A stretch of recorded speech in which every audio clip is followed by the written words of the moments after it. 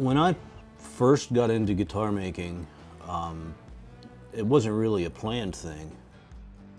I was a repairman first, so there was a lot of, it sort of, as the repairs got more technical, I started rebuilding so many guitars that the process light bulb sort of went off. I could just build one from the ground up, but the biggest hurdle of that was figuring out how to make a neck. I didn't want to build a guitar without making my own necks. There's a lot of guys out there screwing pre-made necks onto bodies that they make and calling themselves guitar makers. Those guys are screwdriver techs to me.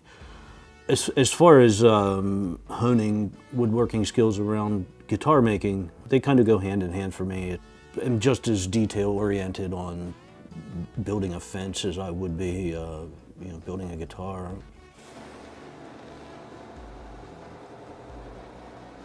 I don't consider myself to be a professional, but I do consider myself to be a perfectionist. It's pretty picky. I've built, I want to say, it's over 200 guitars that I've built so far.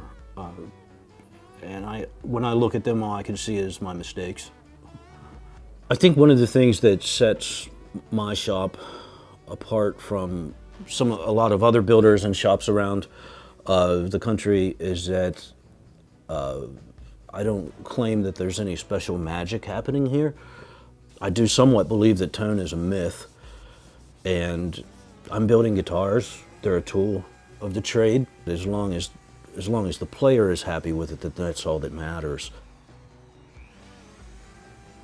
Yeah, there was a bit of a learning curve in becoming a guitar builder, luthier, because I am self-taught.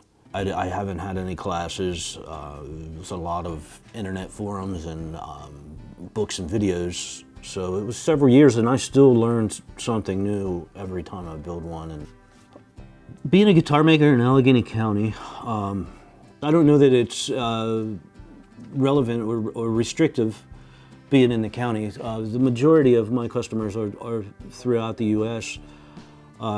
There's a few in Canada, a couple in Germany, a couple in Spain. So in terms of being a guitar maker, I don't see Allegheny County really having any major effect on that. Being a repairman on the other side of the business, Allegheny County is good because there's little to no one else doing the repair work, so all of that work kind of comes here, but then it's a double-edged sword. The repair work sometimes keeps me from being able to get to the building work, and the repair work, it has to be done and gotten back into the hands of musicians so that they can get back to work. So that work always takes priority, and Allegheny County is good because the music scene around here is not huge, but it's enough that the repair work can help me, keep food on my table, and as a supplement to the building work that comes in. We have been in several different shop locations over the years. This one seems pretty permanent now. It's definitely my favorite location to date, and I can't even imagine having a better shop set up than what we have now. In the past, it just kind of grew. It kept getting bigger, and we kept having to relocate to a bigger setup, and what we have now is, there's room to expand if we need to, but I can't ever imagine needing to. It's an Explorer clone that I'm making for a local guy, Matt Pesca.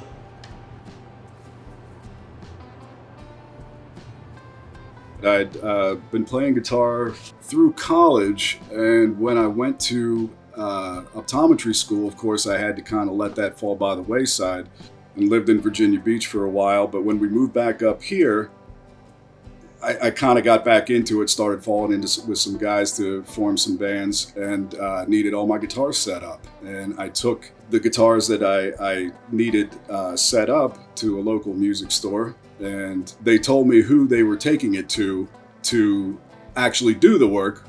It was Jason. So I got in touch with Jason directly. That probably would have been about 2006, 2007. At that time, he was still on his first shop out on 220. Since that time, he's been through, this is, I guess, his fourth shop now that he's in, and it's by far the best one. It's beautiful. Jason really takes his time. All the appointments, the inlays, the binding, the electronics. Jason is very particular to detail, and if he's doing it right. So this was the first one Jason made for me. It's modeled on a Les Paul Jr., but I asked him to kind of modify the horns a little bit. We did this one kind of cool. This is a Gibson body, but with a Fender scale neck. We thought might be kind of unique, and it turns out I really like it. But as you can see, you know, it's kind of a typical design, but I got to pick my own inlays. This was kind of cool. He had me sign my name and then made an inlay out of my signature to kind of customize it a little bit more. So love that guitar. This one's modeled after a Gretsch Billy Bo Jupiter. These inlays he put in for me. As you can see, it's the 4 suits of the playing cards. Basically, I paid for this guitar with gambling money here that I won out at the casino, so I thought that'd be appropriate to put out there. And then this one, of course, is a Mosrite copy, Ventures Mosrite model. This one's kind of cool. If I recall correctly, he told me these pickups were actually hand wound by Semi Mosrite's daughter, the guy who founded the company, so that's kind of cool. And then this, Jason made for my wife. He was only about 5 feet tall, and as you can imagine, has small hands. So it's basically a Guild D55 that he scaled down to fit her body and hands a lot better. And then she got to pick this little inlay. She used to live in Hawaii and love sea turtles, so we put that on there for her. It's really amazing. All of these instruments are wonderful. And I'm building another one here for another client, but I'm getting ready to start what's called the German carve, which is a cove cut around this side and then sloped away on this side. And you start that by doing the cove cut all the way around the guitar. You don't really want to do this when there's a dog standing on the pedal. That's her doing that, not me. So what you're seeing happen here is one of the first steps in the process of a German carve, where there's a channel cut around the outside perimeter of the body, and then one half of that ends up carved away into an arch. It's a messy job.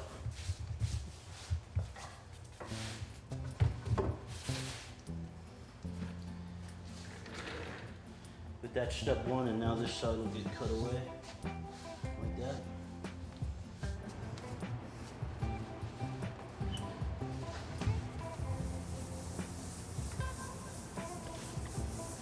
So what I'm doing here is what's called wet sanding. Although I've started doing it dry with the different type of paper. What it does is gets rid of the orange peel effect that you get from spraying the finish on. It makes it smooth, and then from here we go over to the buffing wheel to take out the scratches from the paper. And believe it or not, this will be shiny black all over again and look like a mirror. If I were to buff this now, you would still see that bumpiness.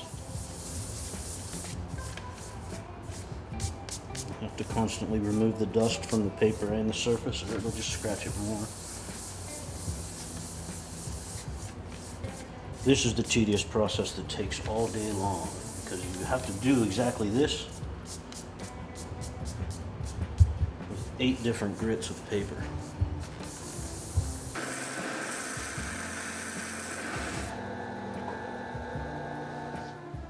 The buffing wheel is similar in process to the paper, where you graduate from a coarse grit to a more fine grit, and each one is just erasing the scratch marks made from the one before it until it gets so fine that you don't even see them anymore.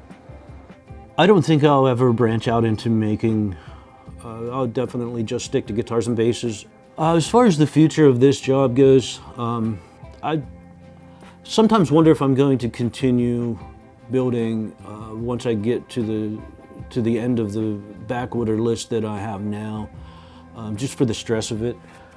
I may take new orders in the future once I'm caught up, but on a limited basis of per project. I'll probably always continue to do the repair work for the locals, even as a retirement supplement. If anybody needed to reach my shop for any reason, we're easy to find on Facebook or Instagram. Webpage ingrodi.guitars.com.